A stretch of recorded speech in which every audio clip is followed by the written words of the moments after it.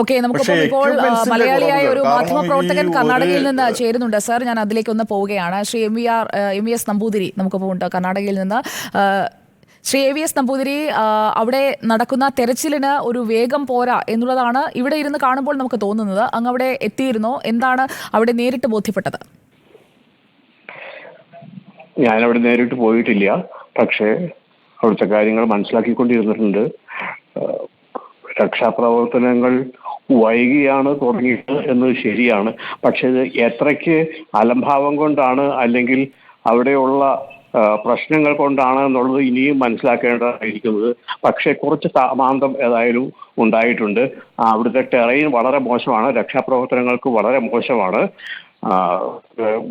ഒട്ടും വളരെ വിഷമമുള്ള ഒരു ടെറൈനാണ്. തുടർച്ചയായിട്ട് ലാൻഡ് സ്ലൈഡ് ഉണ്ടായിക്കൊണ്ടിരിക്കുന്ന സ്ഥലവുമാണ്. വേണ്ടത്ര ഗൗരവമായിട്ട് തുടങ്ങിയ സമയത്ത് തന്നെ എടുത്തോ എന്നത് സംശയമാണ്. ഒരുപക്ഷെ അതിൻ്റെ ഗൗരവം അത്രയ്ക്ക് മനസ്സിലാക്കിയിട്ടില്ല, ആ സമയത്ത് മനസ്സിലാക്കിയിട്ടില്ല എന്നാണ് തോന്നേണ്ടത്. മറ്റൊന്ന്, മഴ തുടർച്ചയായിട്ട് നടന്നുകൊണ്ടിരിക്കുകയായിരുന്നു. അപ്പോൾ ഇത് ഇപ്പോഴും മുഴുവനായിട്ട് മാറിയിട്ടുമില്ല. അങ്ങനെയുള്ള ടെറൈനാണ് അവിടെ ഉള്ളത്, അങ്ങനെയുള്ള ഭൂപ്രകൃതിയും ആണ്. അതുകൊണ്ടുള്ള വിഷമങ്ങൾ ഉണ്ടായിട്ടുണ്ട്. പക്ഷേ ഇതൊക്കെ കഴിഞ്ഞാൽ തന്നെയും ഒരുപക്ഷെ നമുക്ക് കാണാൻ കഴിയുക, ഒരുപക്ഷെ ഇത് താരതമ്യപ്പെടുത്തേണ്ട ഒരു അവസ്ഥ ഉണ്ടായിട്ടുണ്ട്.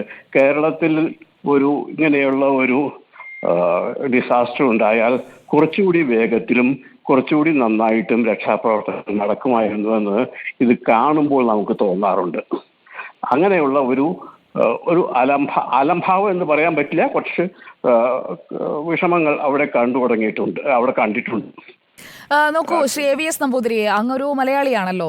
സാധാരണഗതിയിൽ ഇങ്ങനെയൊരു ദുരന്തമുണ്ടായാൽ നമ്മുടെ നാട്ടിലും ഈ സമീപകാലത്താണല്ലോ പുത്തുമലയും കവളപ്പാറയും ഒക്കെ നമ്മുടെ മുന്നിലേക്ക് വന്നത്, പെട്ടിമുടി ആയാലും ഒക്കെ. അവിടെയൊക്കെ ദുരന്തമുണ്ടാകുമ്പോൾ നമ്മൾ നടത്തുന്ന ഒരു പ്രതികരണമുണ്ടല്ലോ, അതായത് ഒരു പ്രതികരണ ശേഷി നഷ്ടപ്പെട്ട ഒരു ഭരണകൂടമാണോ അവിടെ ഉള്ളത് എന്ന് തോന്നിപ്പോവുകയാണ്. മുഖ്യമന്ത്രിയൊക്കെ അവിടേക്ക് എത്തണമെങ്കിൽ ഇനിയിപ്പോൾ നല്ല നേരം നോക്കണമായിരിക്കും അല്ലേ? അതെ, അത് ഞാൻ പറയാൻ ആഗ്രഹിച്ച മറ്റൊരു കാര്യമാണ്. ഇങ്ങനെയുള്ള കാര്യങ്ങൾ വരുമ്പോൾ വേണ്ടത്ര പ്രതികരണം പൊതുസമൂഹത്തിൽ നിന്നും രാഷ്ട്രീയ പാർട്ടികളിൽ നിന്നും ഗവൺമെന്റിൽ നിന്നും കുറവാണെന്ന് നമുക്ക് തോന്നാറുണ്ട്. ഇതിനെക്കുറിച്ചുള്ള കേരളത്തിൽ ഇങ്ങനെ ഒരു സംഭവം ഉണ്ടായിട്ടുണ്ടെങ്കിൽ ഉണ്ടാകുന്ന പ്രതികരണവും ഈ പ്രതികരണവും തമ്മിൽ താരതമ്യപ്പെടുത്തേണ്ടതാണ്.